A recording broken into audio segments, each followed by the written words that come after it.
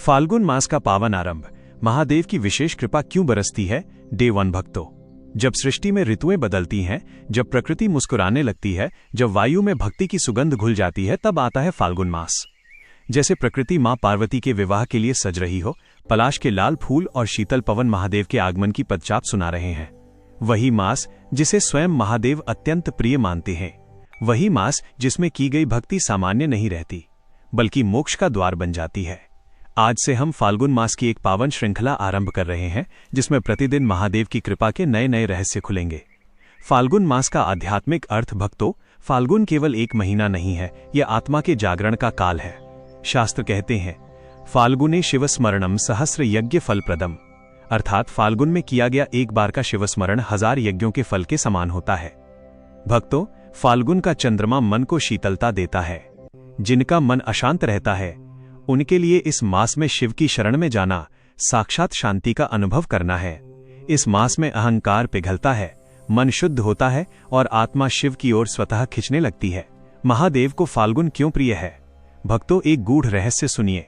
फाल्गुन मास में शिव और शक्ति का अद्भुत मिलन हुआ। यही वो समय है जब शिव पार्वती का विवाह उत्सव आरंभ होता है। महादेव इस मास में केवल संहारक नहीं रहते, वे करुणामय पिता बन जाते हैं। जो भक्त इस मास में सच्चे भाव से ओम नमः शिवाय जपता है, उसके पुराने कर्मों की ग्रंथियां ढीली पड़ने लगती हैं।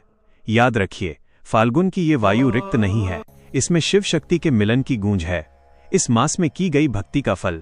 भक्तों, फाल्गुन में थोड़ा जप बड़ा फल, छोटी सेवा विशाल कृपा। एक आंसू महादेव का स्पर्श। शिव पुराण में वर्णन है कि जो भक्त इस मास में क्रोध, लोभ और अहंकार को त्याग देता है, उसके जीवन की दिशा स्वयं महादेव मोड़ देते हैं।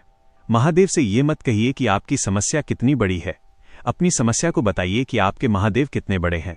आज क्या करें भक्तों? आज फाल्गुन के पहले दिन प्रातः स्नान के बाद ओम नमः शिवाय कम से कम 108 बार जप करें। महादेव से कुछ मांगिए नहीं, बस इतना कहिए, हे नाथ, मुझे अपने चरणों से जुड़े रहने की शक्ति देना। किसी एक व्यक्ति के लिए मन से शुभकामना करें। यही सच्ची शिव पूजा है।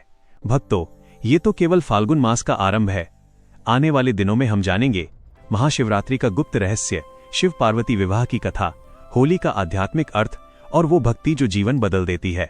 कल हम जानेंगे उस विशेष नियम के बारे में जिसका पालन फाल्गुन के दूसरे दिन करने से महादेव की विशेष सुरक्षा प्राप्त होती है। इस पावन यात्रा का एक भी दिन चूकिएगा मत। भक्तों, अगर ये कथा आपके हृदय को स्पर्श करे तो कमेंट में हर हर महादेव अवश्य लिखें।